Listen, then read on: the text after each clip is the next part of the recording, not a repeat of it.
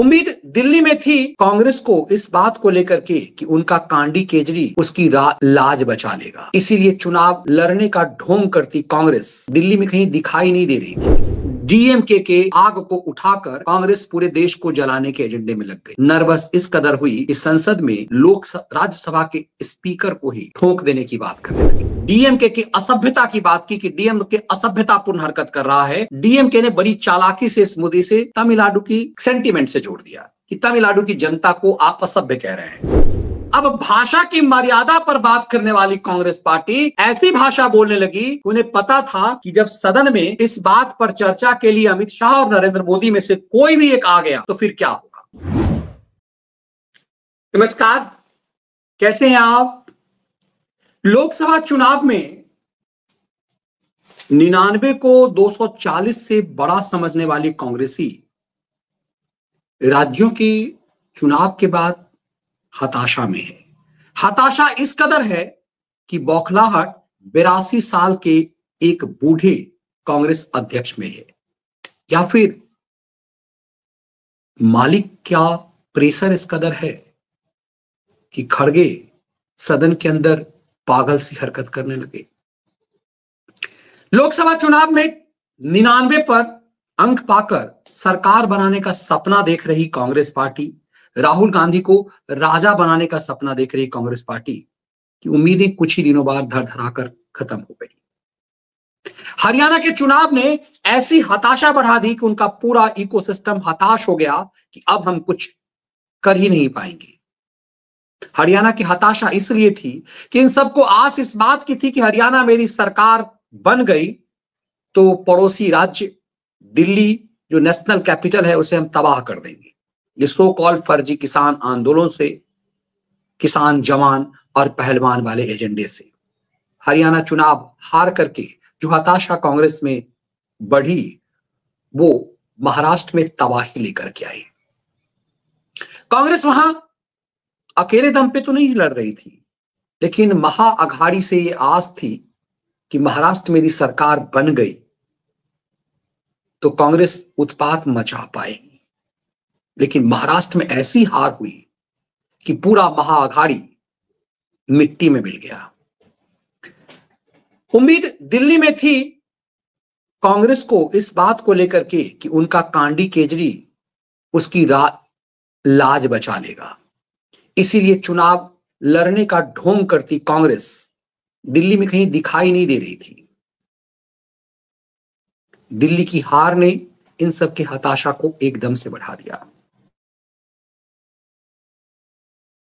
बिहार में है और तमिलनाडु में है। बिहार में कांग्रेस को कोई आस दिखाई नहीं दे रही, लेकिन तमिलनाडु में सनातन द्रोही, भारत द्रोही एजेंडा चलाकर कांग्रेस एक नई आस पाल लिए हुए है और इसे डीएमके से आगे निकल जाने की होड़ में कांग्रेस एकदम से भारत द्रोही एजेंडे पर लग गई। डीएमके ने वहां सनातन द्रोही एजेंडा चलाया, स्टालिन हिंदू विरोधी एजेंडे में लग गए, तो उन्हें लगा कि इस मामले में कोई खास फायदे नहीं हो रहे तो तमिलनाडु का पुराना जहर निकाला जाए। भाषा के आधार पर भारत को विभाजित करने का खेल तमिलनाडु में सबसे ज्यादा जहरीला खेल चलता रहा हिंदी के खिलाफ, और इसी को भारत बनाकर दरअसल भारत के खिलाफ। अब चूंकि कांग्रेस राष्ट्रवादी पार्टी है, मतलब राष्ट्रवादी तो नहीं कह सकते उसको, कांग्रेस तो राष्ट्रवादी एजेंडे से बहुत दूर चली गई है, लेकिन कांग्रेस तमिलनाडु में का जो डीएमके का एजेंडा है उसको फलीभूत पूरी तरह से देश भर में नहीं कर सकती, वो हिंदी विरोधी एजेंडे में नहीं लग सकती, तो वहां उसने दूसरा खेल खेलना शुरू किया। डीएमके के आग को उठाकर कांग्रेस पूरे देश को जलाने के एजेंडे में लग गई। नर्वस इस कदर हुई कि संसद में राज्यसभा के स्पीकर को ही ठोक देने की बात करने लगी, और वो भी कोई नौजवान नहीं, 82 साल का एक बूढ़ा ऐसा पागल हुआ कि उसने सदन के अंदर राज्यसभा के डिप्टी स्पीकर जो उस समय कार्रवाई में थे उसे ही ठोकने की बात करने लगी। तो ऐसा लगा कि सठियाने की बात तो 16 साल में होती है, क्या क्या ठोकना है। हम ठीक से ठोकेंगे। राज्यसभा में खरगे के बयान पर हंगामा, नड्डा ने किया पलटवार। उसके बाद इस खरगे ने माफी मांग ली है। अब जरा आप देखिए, राज्यसभा के नेता जेपी नड्डा ने खरगे के बयान की निंदा करते हुए कहा कि नेता प्रतिपक्ष की ओर से आसन के इस तरह की भाषा किसी भी रूप में स्वीकार नहीं की जा सकती, इसके लिए उसे माफी मांगनी पड़ेगी। और अल्टीमेटली इसने माफी मांग लिया। तो सवाल यह है कि इस कदर खरगे क्यों बौखला रहे थे, खरगे की इस बौखलाहट की वजह क्या थी? तब आप सोचेंगे कि दरअसल संसद सदन में शुरू में तो डिप्टी स्पीकर को उतना समझ में नहीं आया कि क्या हुआ, खरगे ने बोला क्या है, जरा इसको समझिए। और इंटरेस्टिंग ये है, जरा समझिएगा इसे। इंटरेस्टिंग ये है कि बोलना दिग्विजय सिंह को था और बात पुरानी हो चुकी थी। कल की बात पर जो मोदी सरकार के मंत्री धर्मेंद्र प्रधान बोल तो रहे थे डीएमके को लेकर के कि डीएमके के लोग असभ्य हो गए हैं, असभ्यतापूर्ण हरकत कर रहे हैं, लेकिन बड़े साजिशन डीएमके ने इसे तमिलनाडु के एंगल से जोड़ दिया और डीएमके इस मुद्दे को लेकर आगे बढ़ गई। माफी तो धर्मेंद्र प्रधान को भी मांगना पड़ा। बड़बोलापन धर्मेंद्र प्रधान के लिए भारी पड़ गया। दरअसल धर्मेंद्र प्रधान ये क्लियर नहीं कर पाए कि ये डीएमके के लिए वो बोल रहे हैं और बीजेपी को लगा कि माफी मांग लेना ही बेहतर है इस मुद्दे को बड़ा करने का, क्योंकि तमिलनाडु प्रधानमंत्री मोदी का सेंटिमेंटल इशू है। आप देखेंगे कि संसद में जो नया संसद है उसमें तमिलनाडु का ही तो प्रतीक जो राष्ट्र लोकतंत्र के प्रतीक के रूप में स्थापित किया गया और लगातार जिस तरह से तमिल भाषा को दुनिया के सबसे प्राचीनतम भाषा कह करके नरेंद्र मोदी ने तमिलनाडु का सम्मान बढ़ाया। दरअसल इन सबको लगता है कहीं तमिलनाडु की सरकार तो नहीं जाएगी। दरअसल धर्मेंद्र प्रधान जो बात बोल रहे थे उन्होंने बोला डीएमके के लिए, लेकिन जब डीएमके ने बवाल काटा तो धर्मेंद्र प्रधान से बीजेपी ने एक तरह से समझिए सरकार ने माफी मंगवा ली अपने मंत्री से। आमतौर पर ऐसा होता नहीं है कि सरकार अपने मंत्री से माफी मंगवाए। मोदी ने 2 कदम आगे बढ़ करके दरअसल इन जाहिलों को घुटने पे ला दिया। अब ये बात अलग है कि सरकार के मंत्री सामान्यतः माफी नहीं मांगते सदन में, लेकिन यही मोदी की स्ट्रेटेजी थी कि इस मुद्दे को बड़ा नहीं होने देना है। दरअसल कांग्रेस और डीएमके तमिलनाडु जलाने की साजिश रच करके पूरे देश को जलाने का खेल खेल रहे थे। मोदी ने इसी खेल को पकड़ लिया, इसीलिए गिग्गी बन गई। देखिए किस स्तर तक छिछोड़ापन और गुंडे की तरह भाग कर रहे थे, लेकिन माफी मांगी। हो गया। मैं आपसे हाथ जोड़ के विनती कर रहा हूं। डिक्टेटरशिप की बात भी खरगे किसके लिए कर रहे हैं? डिक्टेटरशिप की बात भी खरगे पीठ के लिए कर रहे हैं। किस कदर पागलपन हुआ।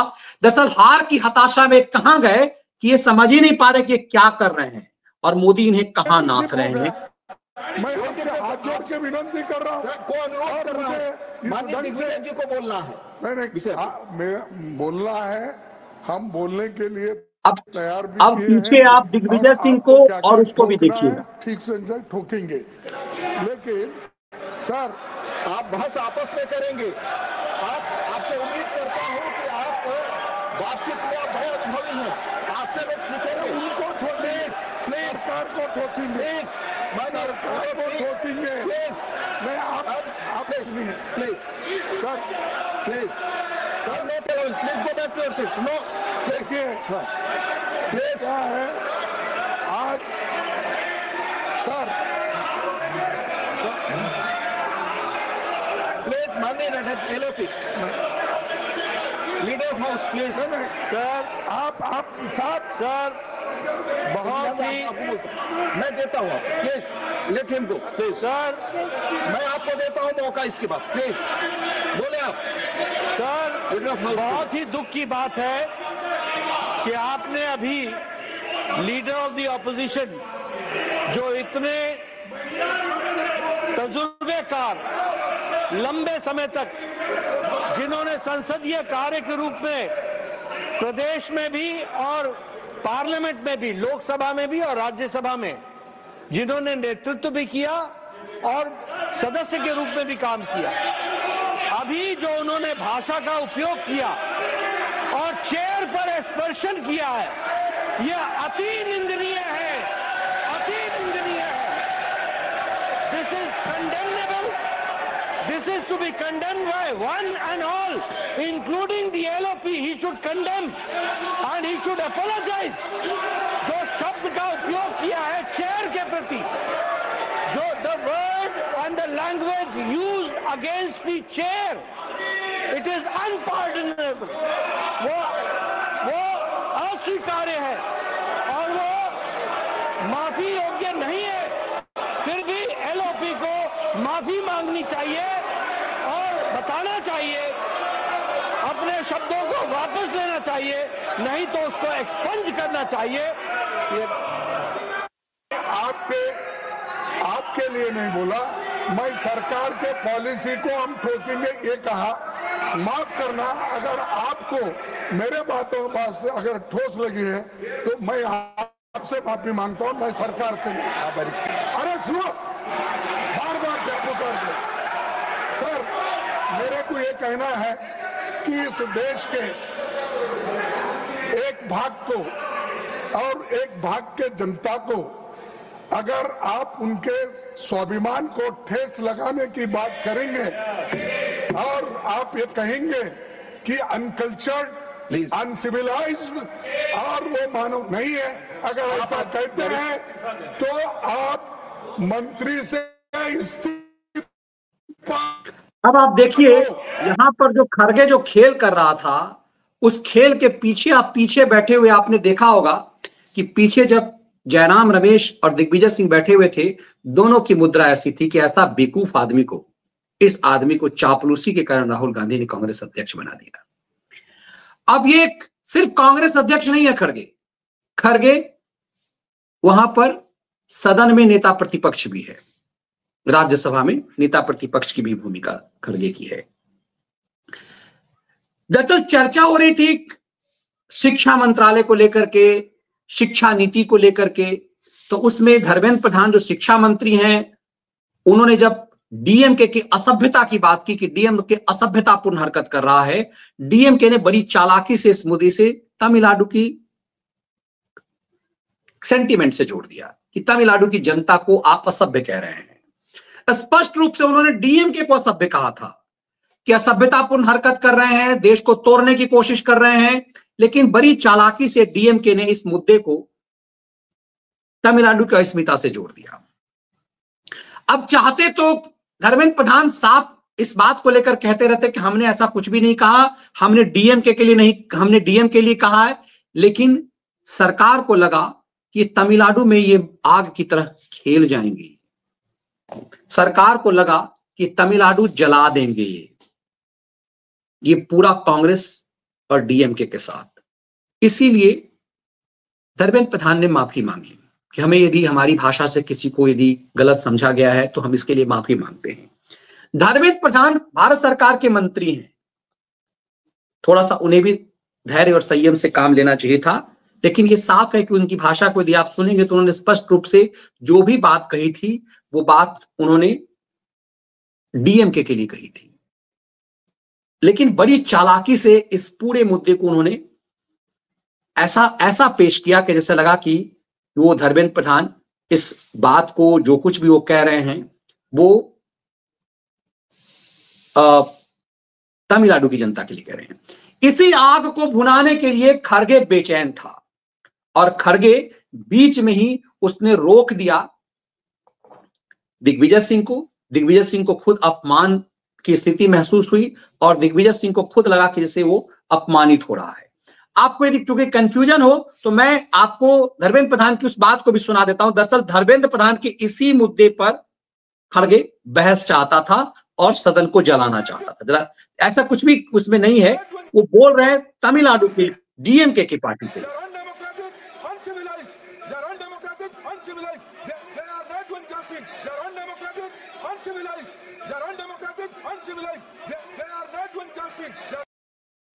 अब जो कुछ भी कह रहे थे, कोई भी राजनेता किसी पूरे प्रदेश के लिए ऐसा नहीं कह सकता आमतौर पे, वो भी संसद के अंदर। लेकिन यदि धर्मेंद्र प्रधान की बात ऐसा बना दिया गया तो बड़ी चालाकी से सरकार ने इसको आग बनाने से रोक दिया। लेकिन कांग्रेस इस मुद्दे को भुना लेना चाहती थी और इस भुनाने के चक्कर में खड़गे अपनी मूर्खतापूर्ण हरकतों से सीधे पीठ को ही गाली गलौज करने लगा। खड़गे ने पीठ को ही डिक्टेटर कह दिया। खड़गे ने कहा तुम्हें हम ठोक देंगे।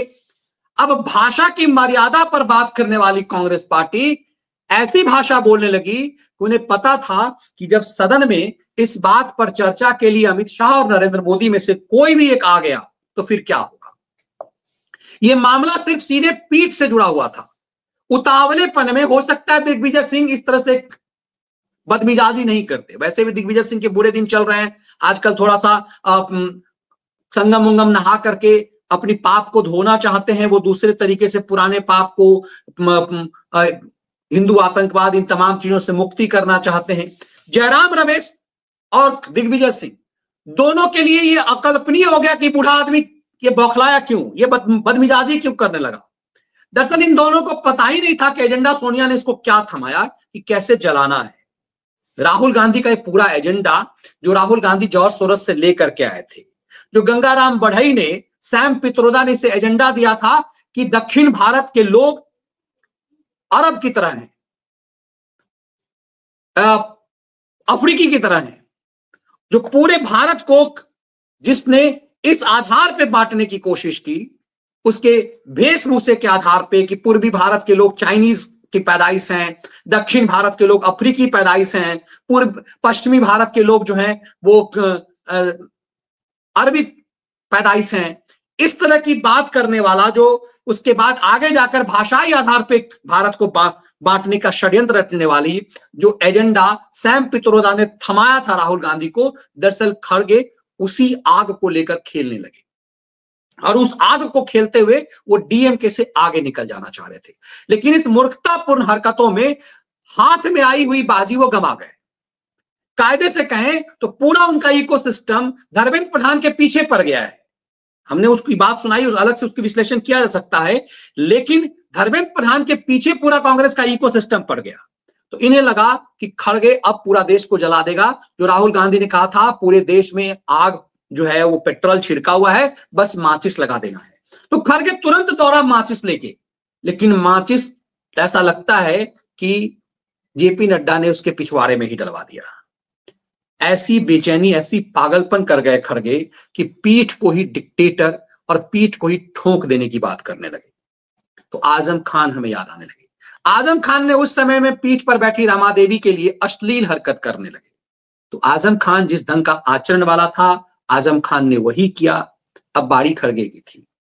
खड़गे आजम खान से भी 4 कदम आगे निकल गए।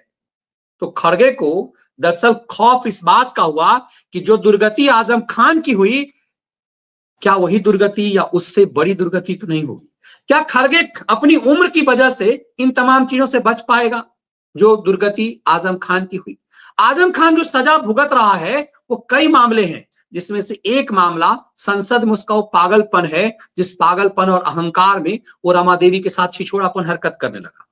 ऐसा लगा कि सठियाए हुए खड़गे उस छिछोड़ापन से आगे बदमिजाज और बदमजीज हो गए।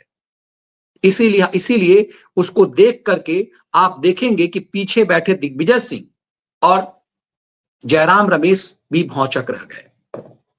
तो इस कर्म के लिए क्या खड़गे को इस कदर खौफ हुआ कि खड़गे जैसा व्यक्ति, आपने कभी आजम खान को उस समय माफी नहीं मांग रहा था। आजम खान ने कहा था हम सदन छोड़ देंगे। उस कदर बदतमीजी के लिए भी आजम खान ने तब माफी नहीं मांगी। लेकिन खड़गे किस खौफ में था कि आप समझ लीजिए कि खड़गे को माफी मांगनी पड़ी। ये बदला हुआ दौर है। आप समझ सकते हैं कि चिंगारी उठाकर तमिलनाडु को जलाने की साजिश खड़गे की फेल हो गई। खड़गे जिस राहुल गांधी के एजेंडे पर देश में आग लगाने, संसद के माध्यम से आग लगाने की साजिश रच रहा था, वो पूरा एजेंडा फेल हो गया। उतावलेपन में खड़गे और कांग्रेस उस मुद्दा को गंवा गई जो डीएमके को मिल चुका हुआ था। इसीलिए कहते हैं, कई पार्टियां कहती है कि कांग्रेस उसके पैर की जंजीर हो चुकी हुई है। जो एक मुद्दा, राजनीतिक मुद्दा डीएमके ने पाया था, खड़गे ने बड़ी आसानी से उसे गंवा दिया और अपनी मूर्खतापूर्ण, बदमिजाजी, अक्खरपन और बौखलाहट में खड़गे ने खेल कर दिया। अब इसकी सजा खड़गे को मिलनी है, इसकी सजा कांग्रेस को मिलनी है। असभ्य भाषा के लिए और पीठ पर एक तरह से ये लोकसभा, राज्यसभा का अपमान होता है, एक तरह से संसद का अपमान होता है, पीठ पर बैठे सभापति का। इसीलिए कहा जाता है कि कांग्रेस के दुर्दिन चल रहे हैं। बौखलाहट में सत्ता से एक दशक से ज्यादा समय से दूर होना कांग्रेस के लिए ऐसी बौखलाहट हो गई है कि वो राष्ट्र विरोधी, समाज विरोधी, सनातन विरोधी हरकतों में सबसे आगे निकलने की होड़ में है। अब इसका अंजाम क्या होगा, क्या आजम खान वाला इलाज खड़गे का भी होगा, ये देखना दिलचस्प है। आगे आगे देखिए होता है क्या। ये वीडियो विश्लेषण आपको कैसा लगा, इसके कंटेंट पसंद आए लाइक और शेयर जरूर कीजिए, बेल आइकन जरूर दबाइए ताकि आपको नोटिफिकेशन मिल सके। जय हिंद।